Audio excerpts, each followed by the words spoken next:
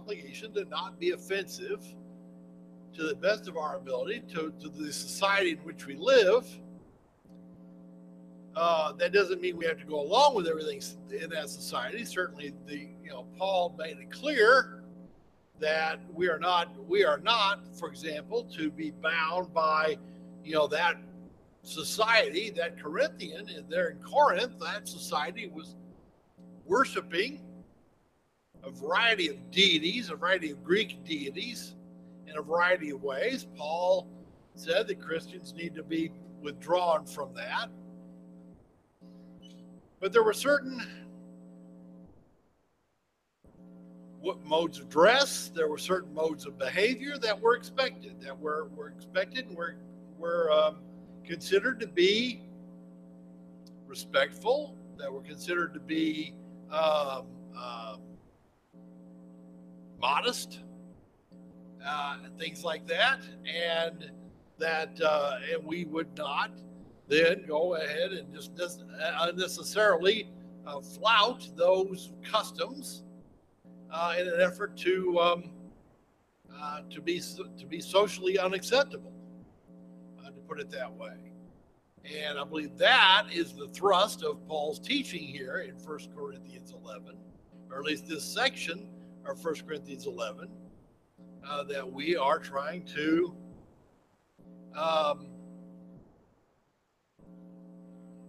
not make ourselves offensive. And these Christians were apparently in some way doing so. The suggestion here in the text, as we pointed out, the suggestion of the text is that there was perhaps some issue with how one wore one's hair. There may have been other issues with how one presented oneself. Although, again, as we described in some detail last week, Paul's use of language here is quite not unusual for him. He kind of, it almost feels like he's beating around the bush, if you will, without dealing with the issue directly. I'm not sure what his purpose is for that. He may have had a purpose, but it has that feel. It has that feel that he is deliberately being a little vague, with the intent of getting them to realize that he's dealing with an issue of custom and not a command from God. I think my own feeling is that especially his statements in verse 13, for example, where he urges them to judge for themselves. Is it proper for a woman to pray to God with her head uncovered?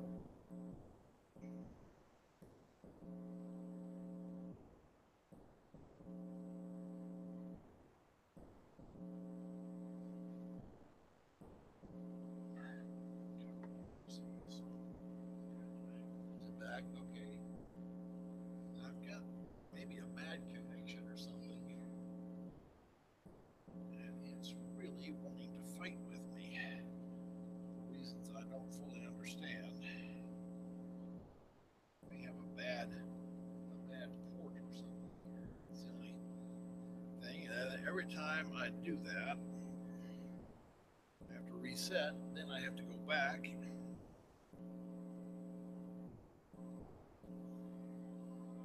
and fix the settings, which is extremely annoying.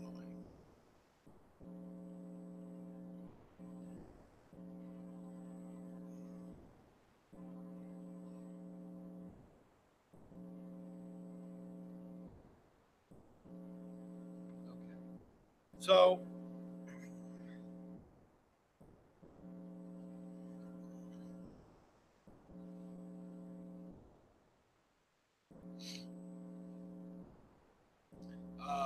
I draw again from the passage in verse 13. Judge for yourselves. Is it proper for a woman to pray with God with a head uncovered? That whole idea of judging for yourself suggests this is something that was not a matter of sin. It was not a question of sin. Paul was always emphatic. Questions of sin He did not, for example, back in chapter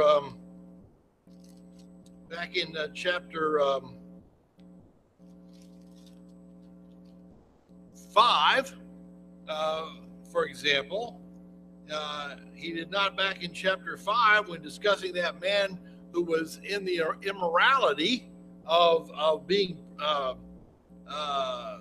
having his father's wife. Paul didn't ask them to, well, you decide if that's right or wrong. He didn't give them that option. He goes, no, this is clearly wrong. And he was very emphatic about it being clearly wrong. And so in those kinds of situations, he's not being vague. He's not being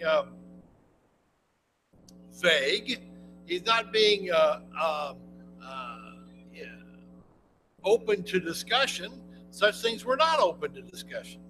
And yet here in verse 13, it suggests that it is. He also says in verse 16, he says,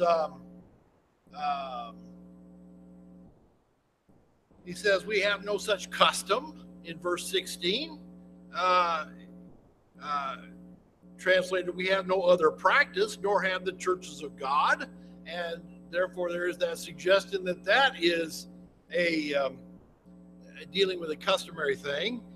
He even refers to, in verse 14, this was pointed out to me later in the class, or after the class, verse 14, he says, does not even nature itself teach you that if a man has long hair, it is a dishonor to him? Well, what does that mean by does not nature teach you? Does that, do we understand by some sort of natural law? There are certain natural laws we understand. There are natural laws about, for example, we know that like produces like. That's a natural law. That's something taught to us by nature. Like produces like. We understand cause and effect to a great degree because that's natural law. We understand that by nature, that certain things that will result when we do certain things. Cause and effect. Is that what Paul means here? No, probably not. We read, he writes similar language over in, I think it's in the book of Ephesians. Ephesians, the 2nd chapter, and verse 3. And I'm going to start with verse 1. He says, and you were dead in your trespasses and sins in which you formerly walked according to the course of the world, according to the prince of the power of the air, and of the spirit that is now working in the sons of disobedience. Among them we all too formerly lived in the lusts of our flesh, indulging the desires of the flesh and of the mind, and were by nature children of wrath, even as the rest. Well, that by nature there is by long time custom, by long time practice, by by habit, if we may put it that way. And so when he talks about back in 1 Corinthians 11, does not nature tell us? But what he's saying there is customary. What is customary? What is habitual? What is by long time practice? We came to understand that what he's talking about here is that it was their custom that men didn't wear long hair. This was dishonorable. This was a dishonorable thing to do in Corinth. Men didn't wear long hair. Has it always been that way? Well, no. We know, again, and we pointed out, Samson had long hair. We understand that other Bible characters had long hair. We read about David's son, for example, being caught, held by the hair of his head in the branches of a tree. He must have had fairly long hair to be able to do that. And so we understand that long hair hasn't always been, disreputable. And indeed, we can remember our own styles and fashions that have come and gone in this country. And at various times, long hair was fashionable, and at other times, long hair was not fashionable or was not a part of the custom. And so this is what he's driving for. This is my basis for understanding that what Paul here is talking about is a customary behavior and is not now a global, a universal requirement of the Lord's church. Yeah, even the Nazarite vow required that the Nazarite would grow his hair, and we know that Paul even observed that on occasion. That he had in some of his travels, he had adopted that vow and had cut his hair. We read, I think, wasn't it at Cenchrea that he cuts his hair? Maybe somebody with more nimble fingers of looking up things in the Bible can find that. Don't necessarily need it, but Acts 21, where he cut his hair, and so for a period of time he had long hair or longer hair. I'm going to move on then from there, unless there are questions or comments, other questions or comments. I'm going to move on from there then and get into the next topic. And so the next topic may also be somewhat controversial, especially among churches today, maybe even more so. Because now we get in, he shifts topic to another aspect of worship, another element of worship, and that's the Lord's Supper. And he begins this section with a very stern condemnation of the church there at Corinth. Some of their behavior, some of their practices were unacceptable, and he chastises them. He kind of verbally scolds them for it. Here in verse 17, but in giving this instruction, I do not praise you, because you have not come together, because you come together not for the better, but for the worse. That's a pretty sharp statement that he makes there. He says, when you're coming together, you're making things worse, not better. When you're intending to come together to worship God, and you're actually making things worse. He says, for in the first place, when you come together as a church, I hear that divisions exist among you, and in part I believe it. For there must also be factions among you, in order that those who are approved may have become evident among you. Therefore, when you meet together, it is not to eat the Lord's Supper. For in your eating, one takes his own supper first, and one is hungry, and another is drunk. He begins to scold them on this behavior. They have a behavior here that they're observing as part of the Lord's Supper, and they're basically doing it wrong. He's basically going to scold them for the fact that they're doing it wrong. He returns, first of all, to these for his comments about the divisions. He returns to that topic. Now, remember, back in 1 Corinthians, the first chapter, that's what he started with.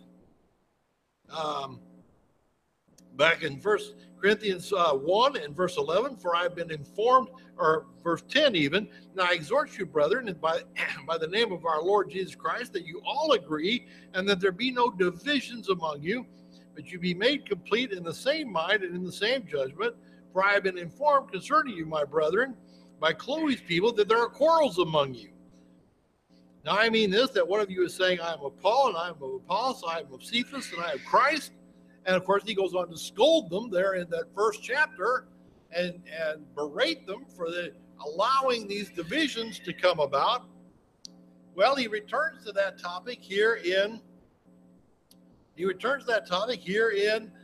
this chapter as well, saying, he says, I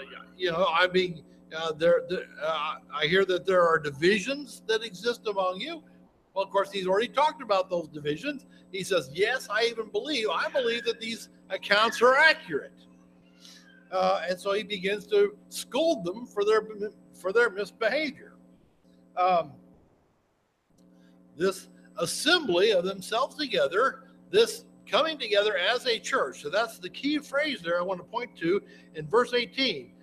When you come together as a church, that's the issue here. Are you coming together as a church, he says. Now, there should be a time of joy. When we assemble on the Lord's Day, for all Christians when we assemble on the Lord's Day. It should be a time of joy. It should be a time of worship. It should be a time of love toward our brethren. But in this church, these folks are not observing that. They kind of separated themselves out into these various cliques based on the very elements that were described there in chapter 1 of this party of, I'm of Apollos, or I'm of Peter, or I'm of Paul, or whatever. They're trying to separate themselves into these various subgroups within the church, which are not authorized anywhere, not indeed directly condemned by Paul that they would do this, and they were not associating with one another. This was the problem. This was the key. This was a big problem for them. And he even points out, as he says here, that he believes that they're separating into these factions. We see in verse 19 an interesting statement, though, on the part of Paul. In verse 19, he says, "For there must be factions among you." Really? Yes, but says Paul, there must be factions among you. Why? In order that those who are approved may become evident among you. You see something of a glimpse of divine purpose here. Any collection of human beings is going to have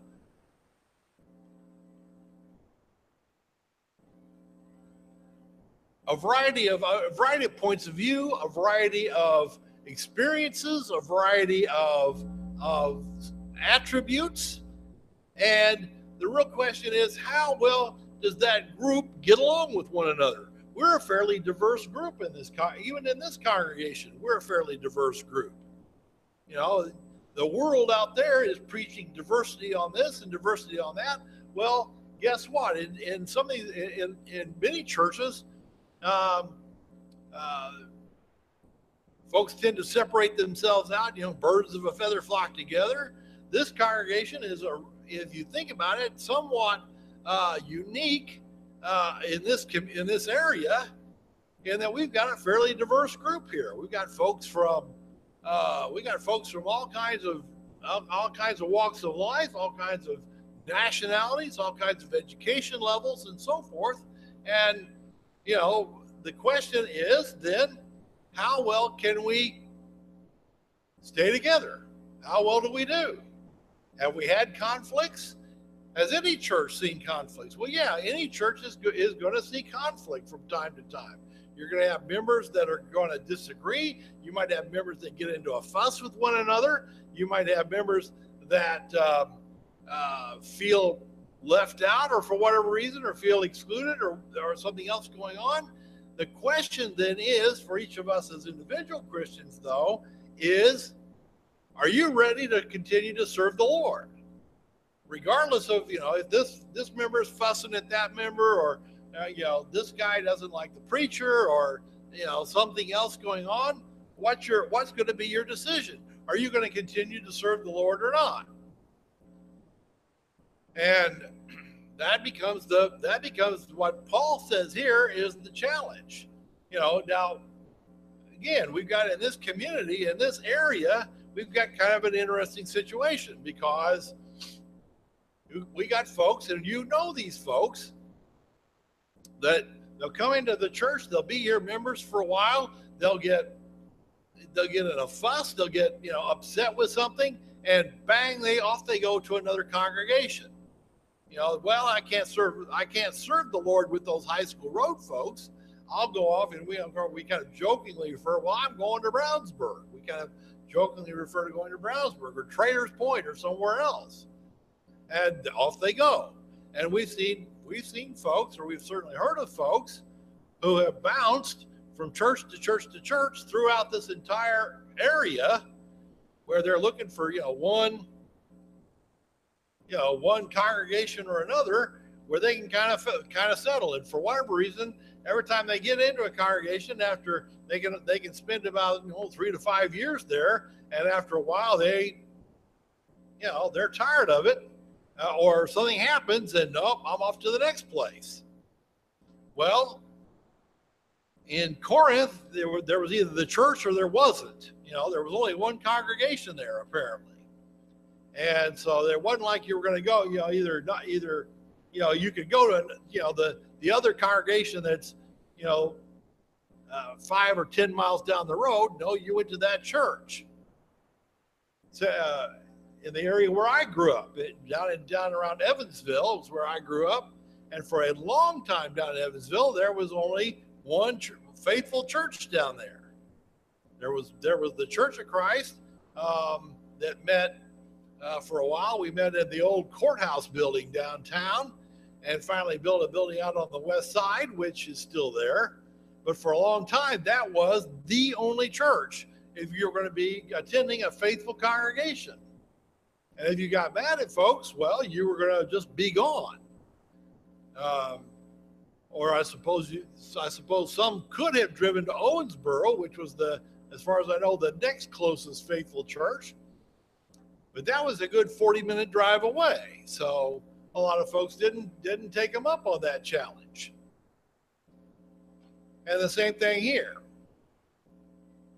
So we understand that, in this way, if the church is going to have a fuss, if the church is going to have an issue, we're going to figure out who's going to be faithful to the Lord or not, because the unfaithful Christian is going to look at some kind of fuss in the church and decide, oh, well, if y'all are going to fuss, I'm not going to go to church anymore.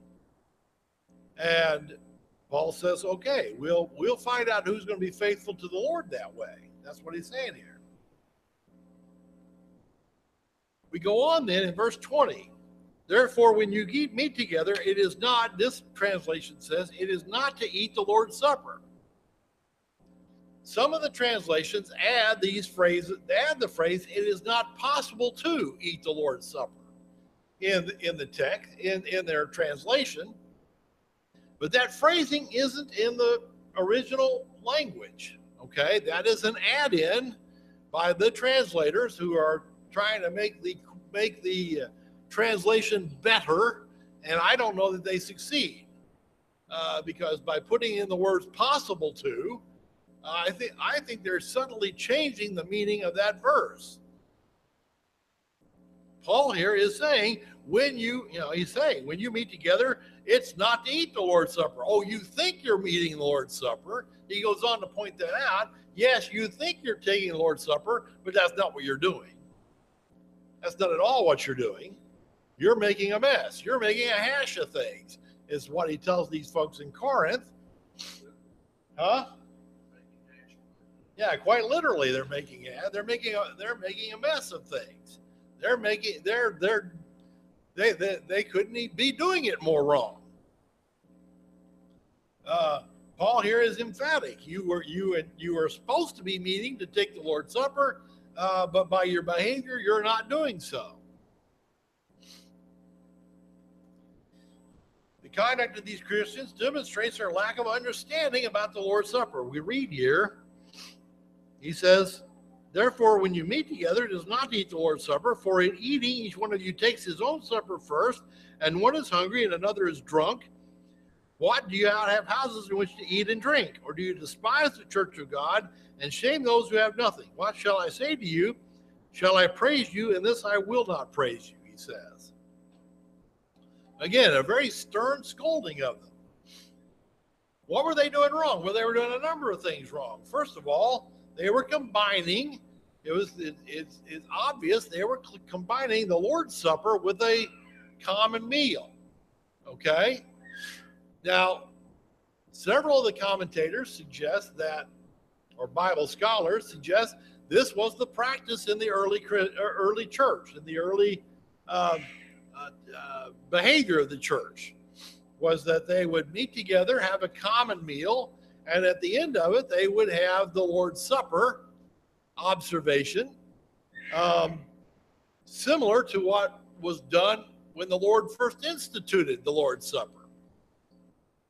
But what were they doing wrong? Well, Paul explains what they're doing wrong. First of all, we got various groups that will eat by themselves, and they don't wait for one another. They come in, they spread out their own food, they eat, and then they leave. Then they're done. There was no sharing of the one bread that we see back in chapter 10 and verse 17. There was to be a sharing, a partaking of that one bread. Apparently, these Christians were not doing that. Some of them were eating and drinking it to excess, to the point of excess, while others had nothing. This was not in accordance with the teaching. And there was no focus, there was no understanding of the meaning of the Lord's Supper. They were treating the Lord's Supper as just a part of the of this common meal, and not taking any time to come to an understanding or come to an appreciation of what it really meant. And so they were just kind of rushing through things in an effort to be done, and in doing so, they were not willing to associate with one another.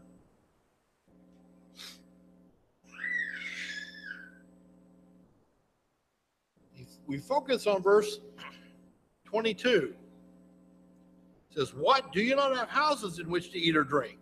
Or you despise the church of God?" Now he says this here in verse 22. He says really much the same thing at the conclusion of this section in verse 34. He says there, "If anyone is hungry, let him eat at home, so that you may not come together for judgment." So then this raises the question of, okay, should the church hold a common meal? Now, this is where we end up with a lot of controversy, because most of the Bible commentators, most of the Bible resources that I check, why they basically will say, why, yes, we can all have a common meal. We can all have the church sponsored. We have the fellowship hall with the fellowship meal. We just got to do it right. What Paul here is condemning is they weren't doing it right. They weren't sharing. They weren't waiting for one another. They weren't being considerate. They weren't being loving toward one another. That's the argument. I have a problem with that argument, though. I have a real problem with that argument, because I think it negates what he says here in verse 22 and negates what he says in verse 34. With the idea of, do you not have houses? It's not that he's condemning. He's not saying, oh, look, you're doing it wrong. If you're going to come together for a common meal, you need to make sure you wait for everybody. You know, he never says that. He simply says, if you're going to have a common meal, do it at home. That's his bottom line statement here in both verse 22 and in verse 34. If you're going to have a common meal, then do it at home. Now, these guys that are commenting on this, they want to argue. They want to argue, saying, well, now, wait a minute. We know, both historically and archaeologically, that there were no like church buildings in this day, and therefore the church was meeting in somebody's home typically, and therefore they were, this idea of eating at home misses the point. As if Paul somehow were confused about where the church was meeting. Well, the problem with that theory, the problem with that teaching, is that it doesn't match the Bible. In the Bible, we read, for example, of churches meeting. Yes, did they meet in private homes? Yes, they did. We know that there are churches that met in private homes. Did they always meet in private homes? Why, no, we know they didn't. Over in the book of Acts, for example, we read about a church that met there in the school of Tyrannus, which would have apparently been a separate building, not a private home. We know that churches met in other places other than in private homes. And Paul here, and it is suggested by this instruction from Paul that the church at Corinth was not meeting in a private home. that they had perhaps secured some other location where they were meeting. And so the question then comes about of, all right, can the church hold a common, should we have, or would we be wrong to have a common meal?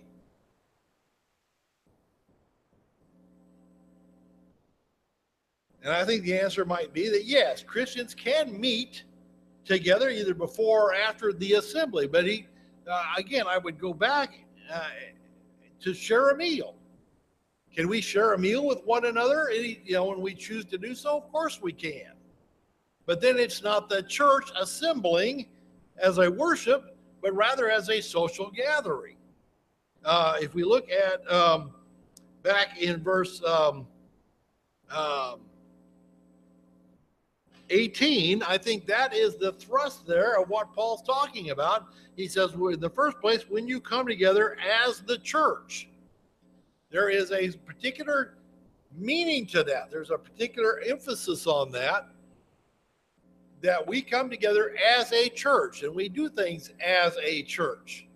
And we do things that as we are commanded to do them as a church. Now, once we dismiss from those activities, we are no longer the church. We maintain ourselves as members of the church. We are not the church. Could we choose, for example, all of us to decide, all right, after the services are over, after the church is dismissed, we will hold a meal over here as a group, or as individuals rather, in this side yard here and have a meal? Can we do that? I think we can, if we were to choose to do so. I believe we can. I don't think there would be any sin associated with it. The issue, though, would come up to be back what Paul had said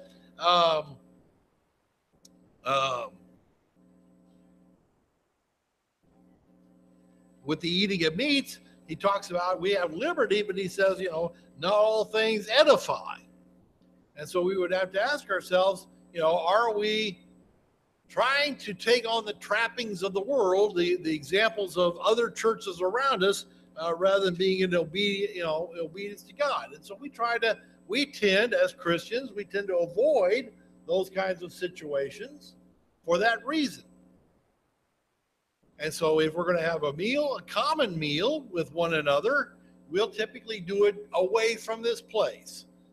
But I don't believe we necessarily have to, but we do so just as a means of not creating confusion. Y'all are being awful quiet.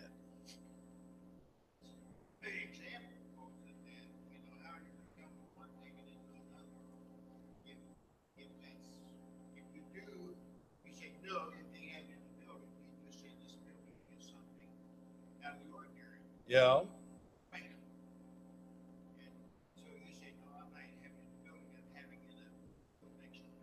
Yeah. What's the example that you set the surrounding neighbors? Well, that's a good point. What example are we setting for the surrounding neighbors? It's hard for them to separate it. While we might understand. Yeah. It's not the same for them. And I think we get back to the example of what we see in chapter 10 and what we discussed in chapter 10 about the eating of meats there, that he says there,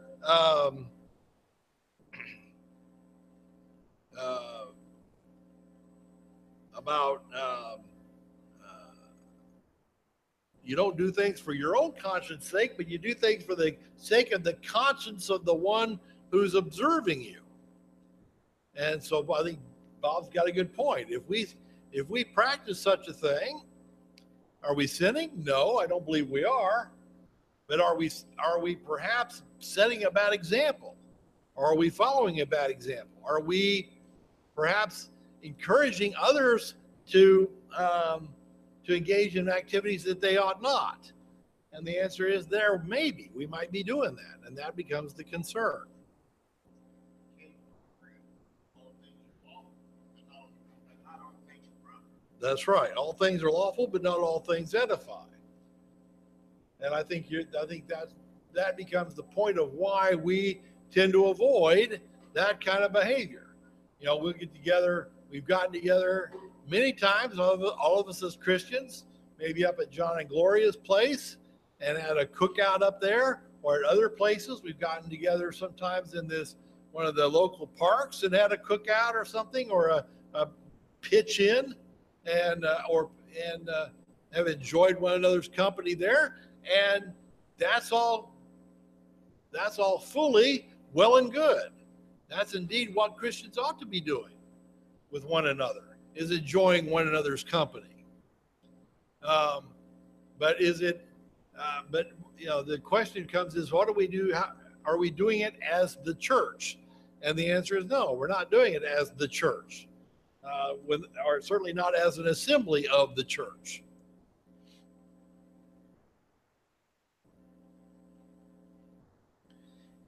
All right, so Paul goes on then to explain what this is all about. Now he goes on to explain what's going on here in verse 23. He says, "For I received from the Lord that which I also delivered to you, that the Lord Jesus, on the night in which he was betrayed, took bread, and when he had given thanks, he broke it and said, 'This is my body, which is for you. This do in remembrance of me.'" And we've read this passage numerous times, of course, associated with the Lord's Supper. Paul here is explaining to them, here's what the Lord's Supper means. Here's what it's supposed to mean. It says, "In the same way, he took the cup also after supper, saying, 'This is the cup. This cup is the new covenant in my blood. This do as often as you drink it in remembrance of me. For as often as you eat this bread and drink the cup, you proclaim the Lord's death until he comes.'" Some of the Bible scholars try to insist that Paul here is simply echoing what he's already heard from the apostles, the other apostles, about the institution of the Lord's Supper. Paul denies that, though. Paul says, "I received this from the Lord." He received a direct revelation from the Lord of what was done. We see here that Paul's recounting of this event and what he says that the Lord said in instituting the Lord's Supper, it closely parallels the text that we find in Luke. And that's kind of interesting because we know that Luke was a longtime companion of Paul. And so it is entirely likely that Luke then learned of the institution of the Lord's Supper, maybe initially through Paul. We read over in Luke 22, the account in Luke 22, 17 to 20. He says, "And when he had taken a cup and given thanks, he said, 'Take this and share it among yourselves. For I say to you, I will not drink of the fruit of the vine from now on until the kingdom of God comes.' And when he had taken some bread and given thanks, he broke it and gave it to them, saying, 'This is my body, which is given for you. This do in remembrance of me.' And in the same way, he took the cup after they had eaten, saying, 'This is the cup which is poured out for you, is the new covenant of my blood.'" And so we find here in this account in Luke the 22nd chapter, obviously very close parallel to what Paul reports here in 1 Corinthians 11. This phrase of "do this in remembrance of me" is significant because Paul here is pointing out to them that this is a memorial to Jesus Christ. That Christians are to be encouraged to reconsider the scenes of the passion, of Jesus' time in the garden, of Jesus' trial, of his crucifixion, of his death, and to ultimately be considering what it cost for us as Christians to have forgiveness of our sins.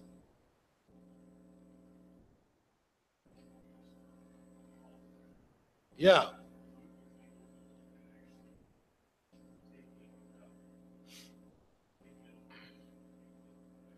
Yeah.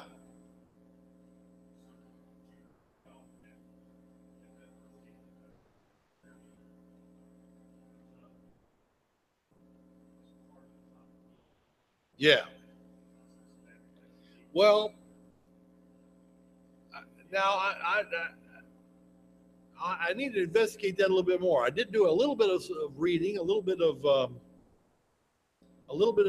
reading that I wasn't able to get into very deep, unfortunately. But during the Passover meal, there was a series of cups that were provided during the course of the meal, and uh, some of the commentators suggest that Jesus was using, in that sense, multiple cups in instituting this, and others would say that no, he paused at a particular time in the Jewish Passover sequence and took what was called the cup of joy in the Passover and used that cup as the cup to distribute the contents to his disciples.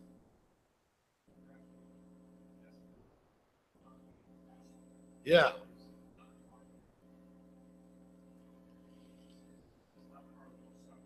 Yeah. Right. Yes.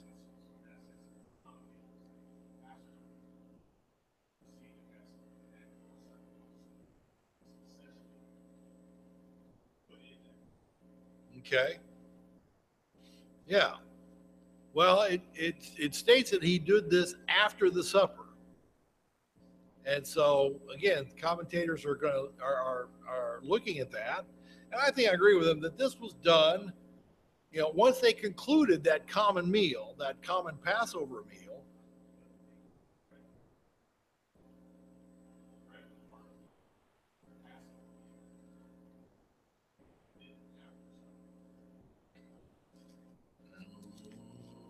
Let me go back to Luke and look.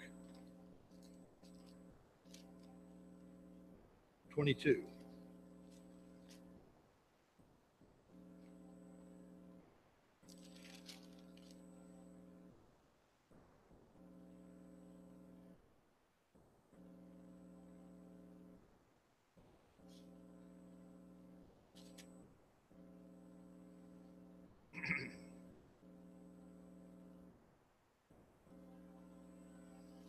He says in verse 22, or in chapter 22, verse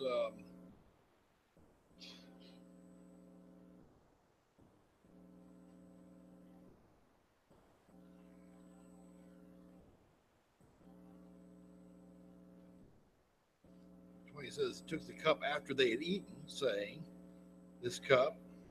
I thought I read somewhere though a phrase where specifically the phrase was after the supper, and I'm not finding it. I'll look for it.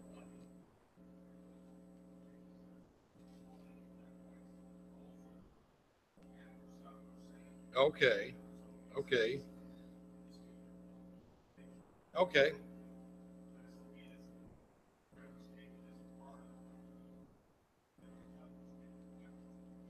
I'll look into that some more. We're kind of out of time today, but I will look into that some more. We'll maybe discuss it a little bit more next week. Thank you. Appreciate your comments and attention today.